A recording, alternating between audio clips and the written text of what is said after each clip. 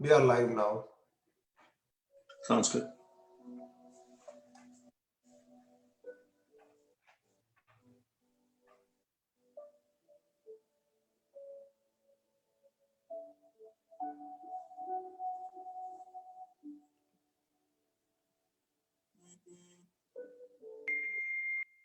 Mahesh, I have made you the host now. Okay, sounds good. So you need to check the participant list and make sure you admit them whenever they join. Yeah, I will do that. And whenever you are done, just stop the meeting, then the streaming on Facebook will stop automatically. Okay, sounds good. Thank you.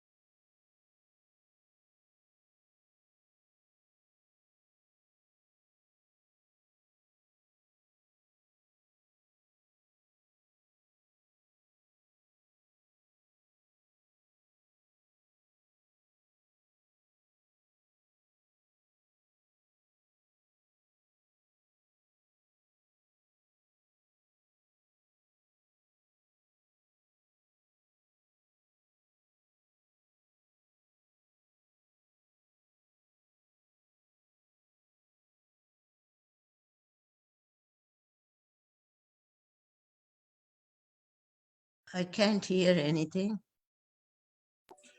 Um, Have you started? Not yet, ma'am. Oh, okay, no problem. We're still waiting for a few more folks to gather. We'll start in about another 3 minutes.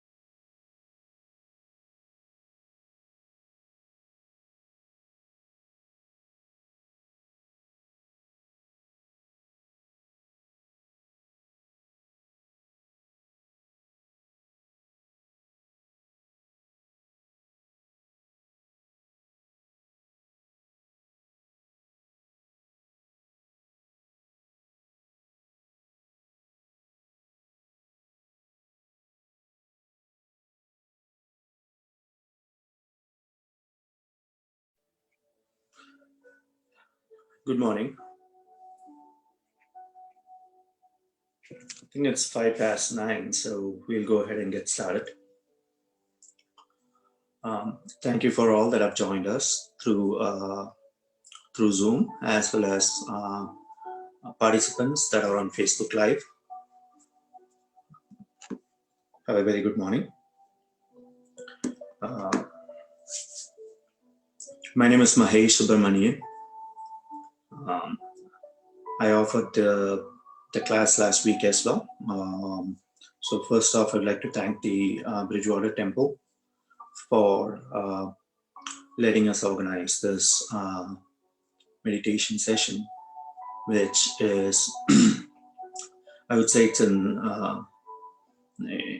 everybody is seeking for some kind of tools to help find the composure and find peace in these hard times. And so first off, thanks to the temple for helping us organize this. I'm part of the Heartfulness Institute. Excuse me. And I've been offering this class for many years. And, we just completed a session of a batch of 3 classes yesterday through Zoom. And so this is sort of the second batch that we are doing. So we are on class 2 of this batch. So for the folks that have joined last week, as a way of recollection, we tried a few practices last week. And so I'm going to pull up a slide real quick so we can actually just give you a recap of what we did last week. And then hopefully you all had the opportunity to also practice at home. And if you did, and if you have any questions about any of the practices that we did last week, please feel free to put it on chat. If you're on Zoom or if you're on Facebook, please feel free to drop a comment there. So if you give me a moment, let me just pull up the document that we reviewed last week.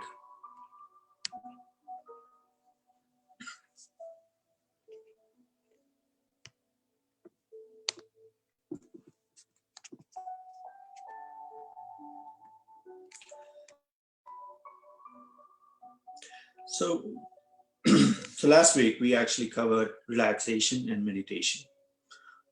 These are 2 practices that we do daily as part of this meditation.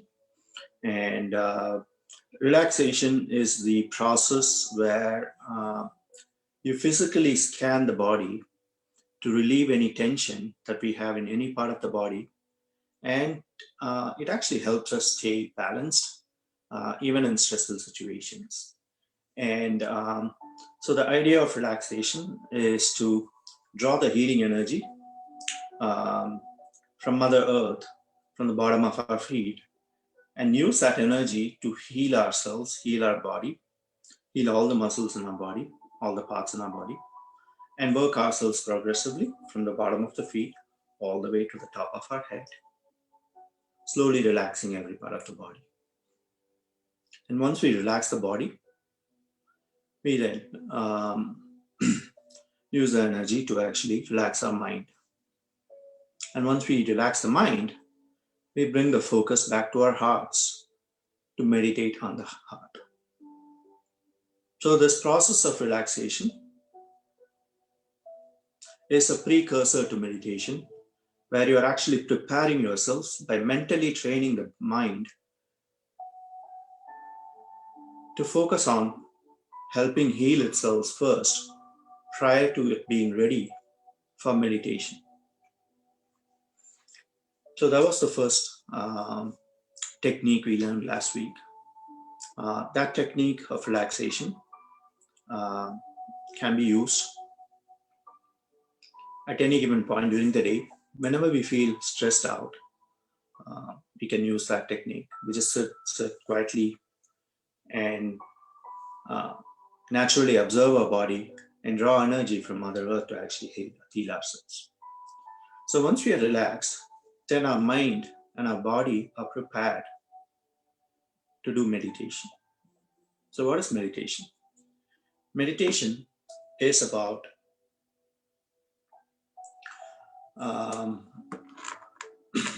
thinking one thing continuously at a time. Right? In this meditation, we call it heartfulness meditation. The objective is to focus on our heart, to center our mind, and think that there is a divine presence, a source of light already present in our heart. And that is actually attracting our attention inwards towards it. Right? So, this meditation, we learn to regulate our mind. We train our mind to ignore any thoughts that arise during meditation, to gently tug it back to center on the heart. And through this meditation, we shift our consciousness and we go into a deeper level of intuition, feeling, and consciousness. So we, for the folks that are joining me for the second class, I hope you recollect both these practices. So the first one was a physical exercise of relaxing our body, but for the most part, I think it's really using our mind to actually relax our body. And the second part was actually focusing on our hearts, on the divine light that's already present in our hearts, and centering our attention on that source of light. Now, this meditation actually helps bring our mind to peace. It is a process where we are, I would say, intently waiting for the inner source to reveal itself. Right? It's a process where we are passive. And in another word, I would say, we are a neutral observer of whatever experiences we have that we can internally regulate or observe. The one thing I think we all learned was, while meditation is sort of the goal of this practice, one challenge we have is our mind is constantly running from one place to another. Right? I think some of you might have observed last week when we meditated, when we close our eyes and bring our kind of shut down all the other senses and bring our attention to our heart, we suddenly start realizing that the mind is sort of like a monkey. It just jumps from one point to another point. Sometimes it's dealing with the past. Sometimes it's, you're worried about the future, but it rarely settles down, in the present. And we often end up chasing one thought or another thought and kind of dwell deeper into, a stream of thoughts where we kind of lose our attention and we are distracted. This is very common for anyone that's new, that's beginning the practice. It's even common for people that have been meditating for many years, that the mind, because we have trained our mind to be constantly distracted, it is seeking our attention like almost a small child would in our home. And the only way we can actually train our mind is to sometimes cajole it, to bring it back, right? Any thoughts that come to our attention during meditation, we try to ignore. And when I say ignore, we treat it like an uninvited guest. When you suddenly find someone, in your home that you were not expecting, if you don't pay as much attention, they kind of tend to leave. We have to treat our thoughts that disturb us during meditation the same way. The more attention we pay to it, the more power it gains, and it forms what I call an impression or a samskara. And so what happens is our mind our intellect, and our consciousness, and our ego are constantly impacted by the impressions that we gather through our thoughts, actions, and behavior. Anything we do, anything we think, any way we act, any way we feel or emote, all of those, good or bad, creates an impression in our mind. And when you have this baggage of impressions, so to speak, it becomes hard for us to kind of cut through that clutter of impressions, or cut through that, call it a garbage of impressions, for us to even realize what's inside us, to reveal our true identity. And that is one of the primary challenges with meditation. And so today, what we're going to talk about is a technique called cleaning, which is the third one mentioned on the slide. Cleaning helps cut through those impressions. It is a process where we actively remove those impressions from our hearts, from our mind, from our consciousness, from our intellect, and from our ego. And by removing those impressions, any grossness or impurities, we tend to loosen some of the emotional burdens that we have inside us. It is the beginning process where we begin to actually change our habits and condition ourselves, in a deeper fashion. It is a process where we actually remove the complexities and we become simple in nature. So we're going to talk about the cleaning process. Personally, in my many years of meditation, this is something very unique to the system, as well as something I personally found to be extremely beneficial for a beginner as well as for any practitioner, because this process actually helps remove any obstacles that we have in our minds when we sit for meditation. So the first piece was relaxation, which is preparing our body. It's a precursor.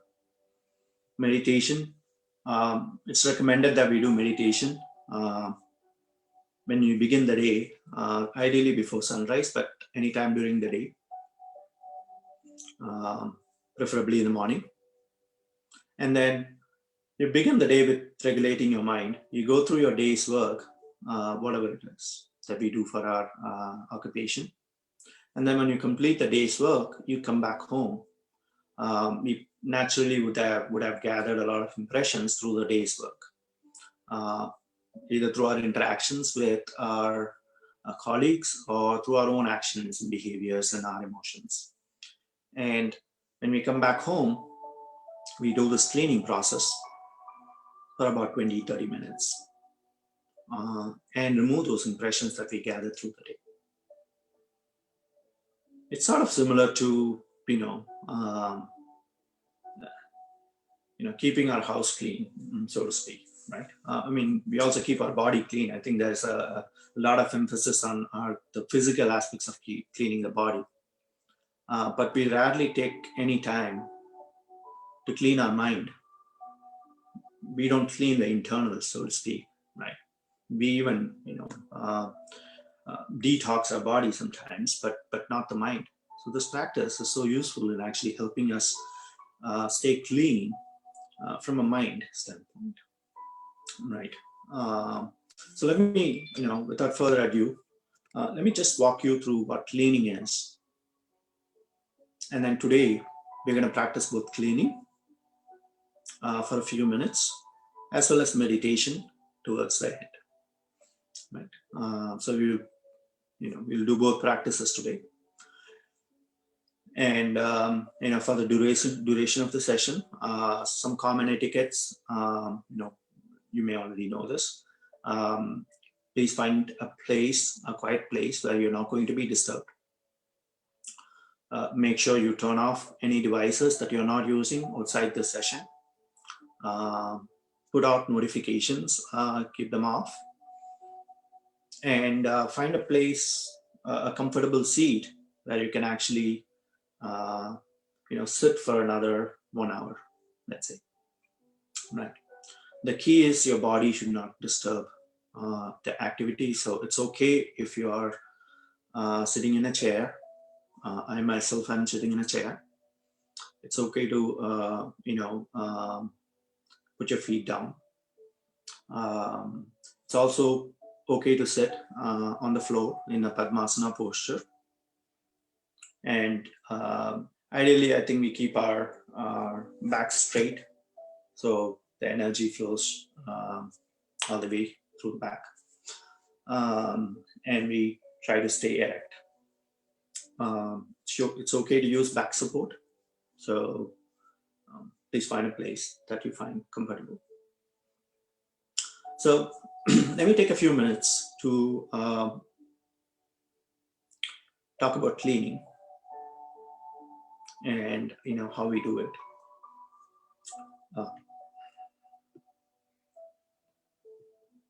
Actually, let me just go back to that slide. I can probably just use that.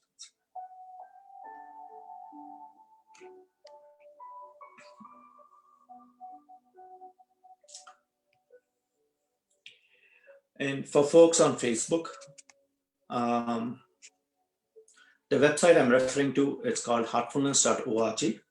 At any given point after the session is over, if you want to refer to some of the materials that we are covering through this class, please visit this website.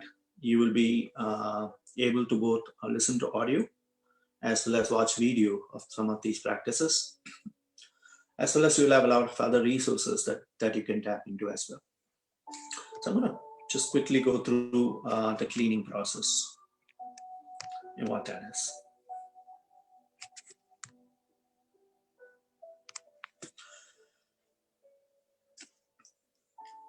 So in cleaning, so let me take a step back. In meditation, we close our eyes, we bring our attention slowly to our heart, we breathe gently, and we try to maintain our focus on the heart, giving ourselves thinking that there is a divine light already present in our heart. It is almost a passive process where once you give that suggestion, you wait and you observe, but you wait intently for that inner source to reveal itself. So it's a very passive process. Cleaning, on the other hand, it's an active process where you visualize any samskaras, which I called impressions. An impression, just so everybody understands, for folks that are that are software engineers, or pretty much everybody is using a phone or an iPad or a computer. I think everyone knows that any action that we take on a computer gets logged in our memory, right? Every action for that point. And it creates an impression of that action on the memory. So our impressions are anything we do, etches it in our memory, etches it in our consciousness. And it leaves an imprint. Now, when the conditions arise where something is conducive to that impression, it emerges itself and releases itself as a thought. And that thought actually now further prompts us into action, right? And it slowly becomes a behavior. And once it becomes a behavior, over the course of time, it becomes a habit. And that's why I think, sometimes our thinking is clouded. We have a lot of biases, and we are not able to discriminate properly between what is right for us and what is not. So this process of cleaning, what we're going to do is we're going to sit down, close our eyes,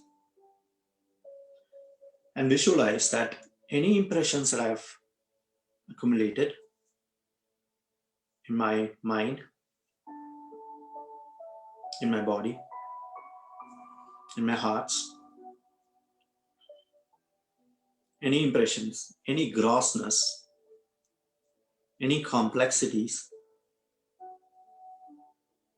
or impurities are simply going away through the back in the form of smoke or vapor. So as you can see on this image, you see this dark cloud that's actually going on the back.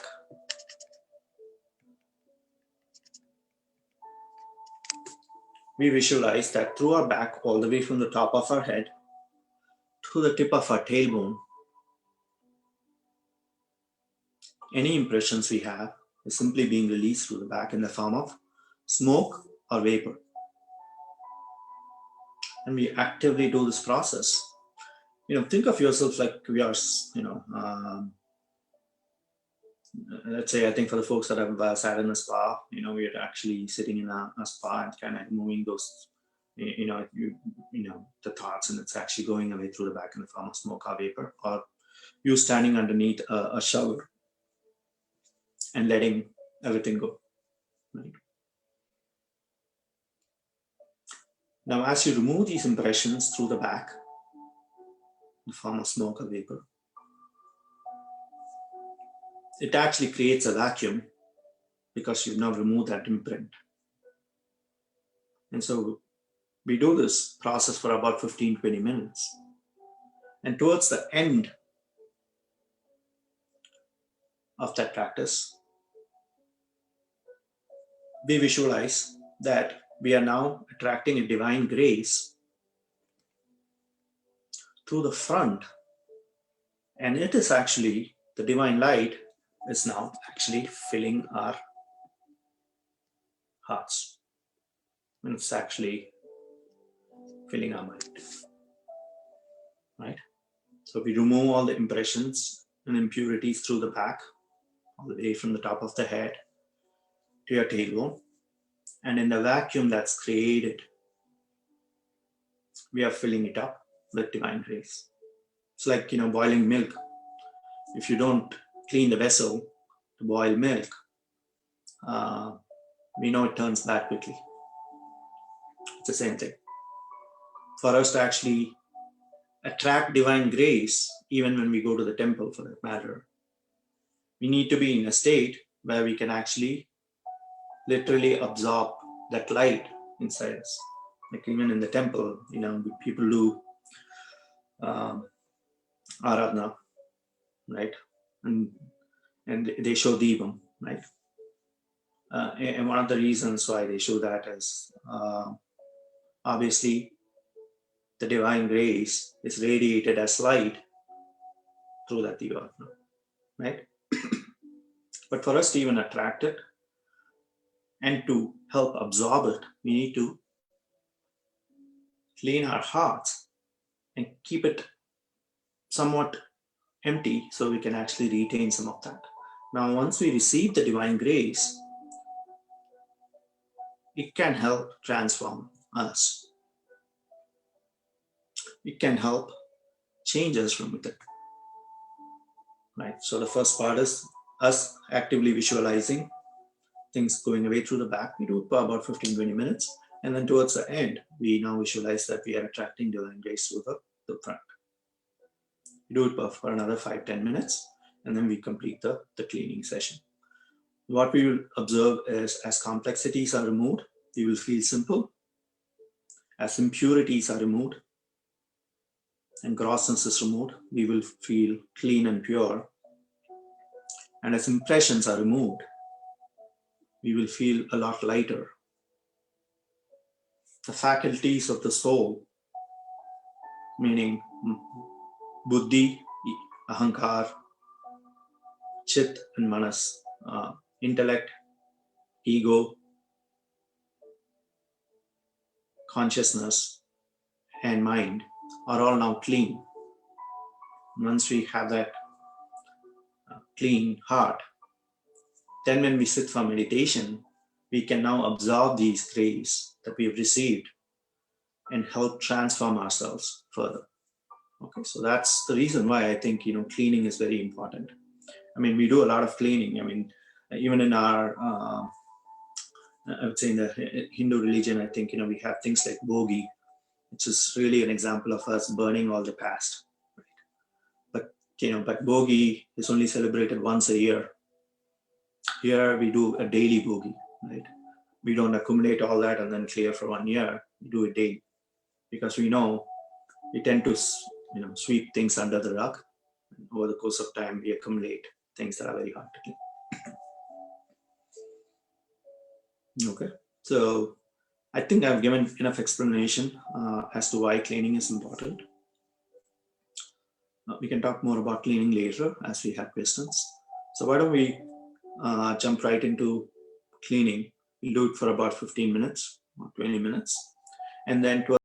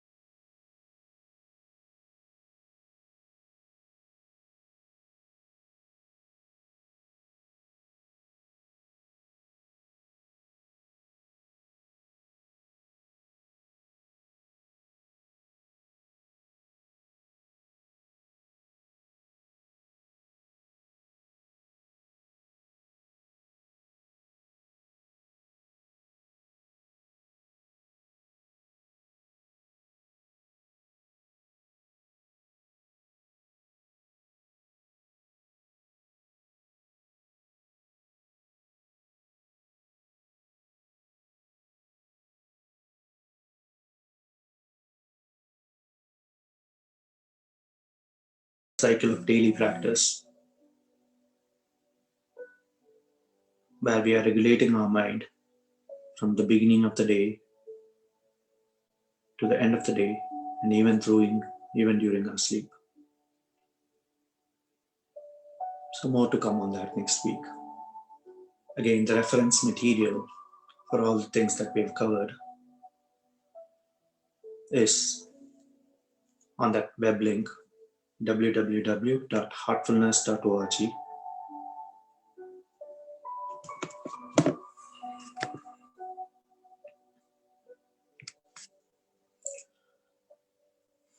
Now that the session is over, I'd like to open up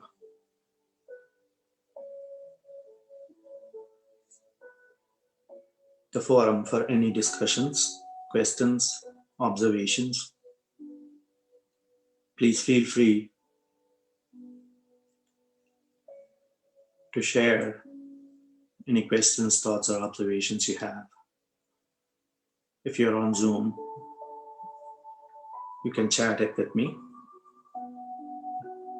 And if you're on Facebook, please write in a comment. That way we can respond to it. You can also email meditation@venkateswaratemple.org at any given point. So we can actually offer answers back to you through email.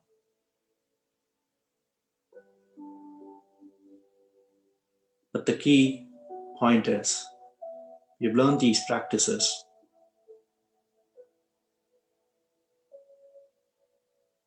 unless you do it yourselves on a regular cadence at home, you will not reap the benefits. So I strongly encourage you to take some time for yourselves, ideally every day, to do the morning meditation for about 20 minutes at least. And do the evening cleaning as well for 20 minutes, and relaxation anytime during the day. And as you do it, make a mental note, or you could also keep a journal or a diary where you can actually observe how this practice is helping you act or react on any given day. Over the course of time, you can reflect on it.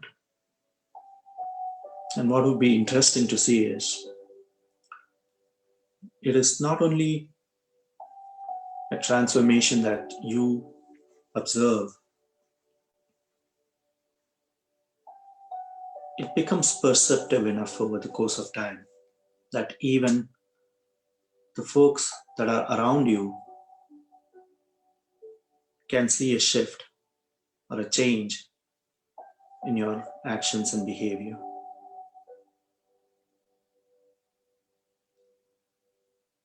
And that actually has a positive impact to you and your immediate surroundings. Now, if as a community we do this, it has a greater impact on the community itself. So like I said, I strongly encourage you to do the practice at home.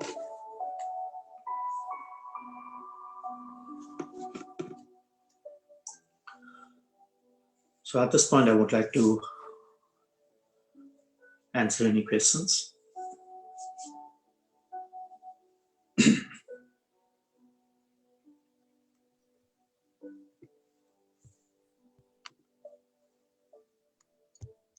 I have a couple of comments on Zoom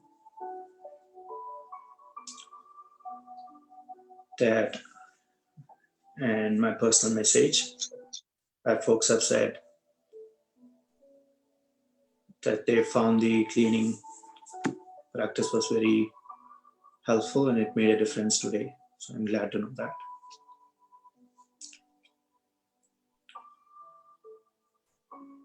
It was I want to quickly share an anecdote of how cleaning helps.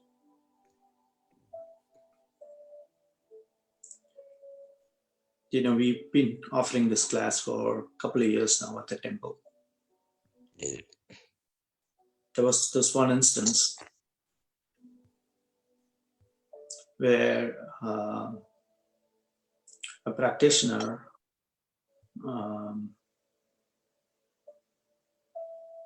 came to a session, and after a cleaning process, a week after we introduced the cleaning, she came back the following week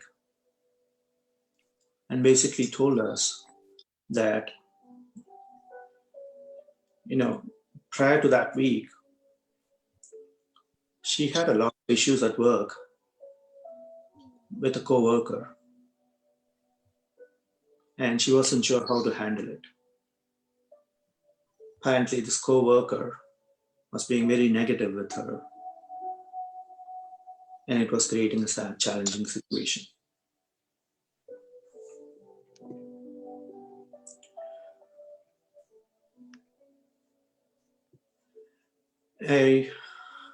What she told us was, she said after she learned cleaning, she went and actually actively practiced cleaning for a week. And then she came back the following week and she said something changed with her co-worker. And it was hard for her to describe, but she was very, puzzled that suddenly this co-worker, who she had a long history of challenges with, was now acting or reacting differently towards her.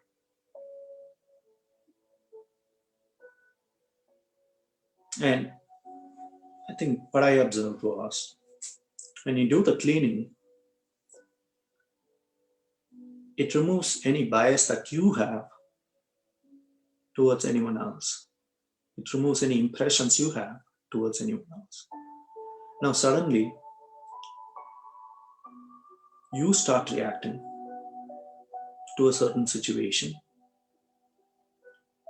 or a certain person differently than before. And maybe she observed that change in herself, in her reaction, or lack of reaction, I should say, with this other person, which this other co-worker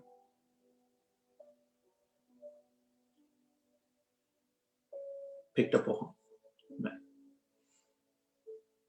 And it actually changed the negative environment,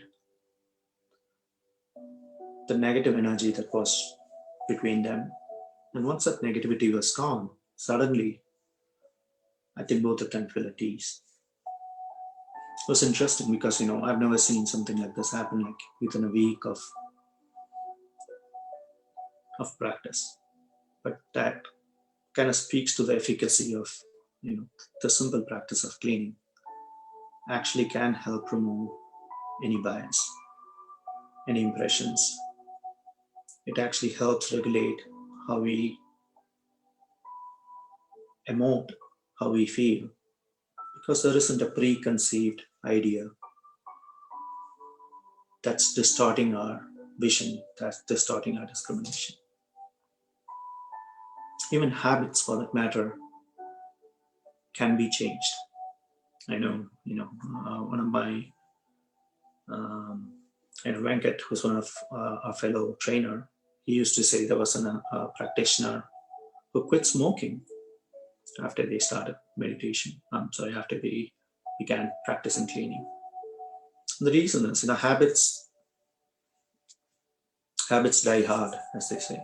I mean, the reason being, if you spell the word habit, Habit, and you try to change the habit, they say you only scratch the H off, a bit still remains. Right. If you try harder, maybe you scratch off the bit still remains. Let's try even harder. Maybe scratch off the B and then it still remains. So unless you remove the I, habit doesn't. Habit still resides in us. And if you think about it, I think my explanation is the A and the B are your actions and behavior. The I and the T are your impressions. And the T is either your tendencies or thoughts. Unless you remove the impressions, your underlying tendencies, your underlying bias, your actions and behaviors, even though they are changing outwardly, cannot create an internal change unless you remove the impressions. Once you remove the impressions, then it creates a clean state or a clean slate wherein any new thought, any new action, any new behavior is not clouded by any previous impressions. So think of it that way. Right? For you to change even in a habit, you have to change internally. The I needs to be removed. And that is, your impressions need to be removed. And so this cleaning practice, I cannot stress enough, is so meaningful and so useful, not just for meditation, but also for you to actually transform internally. It's a big help. It's a big key. Thank you.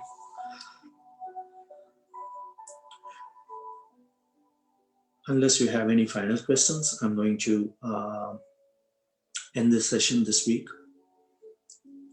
For folks on Zoom, I will stay for another few minutes and be available for any comments. You can unmute yourselves once we get off Facebook and we can chat. For folks on Facebook, once again, thank you for joining. Please join us again next week, where we will cover prayer meditation, and we will also recap all the other practices. So we will do both relaxation, cleaning, prayer meditation, as well as meditation. Hope you have a great week, and hope you have the time and the willingness to practice what we learned this week. And feel free to reach out to me at any point. Thank you. Have a great week. I'm going to suspend the Facebook session now.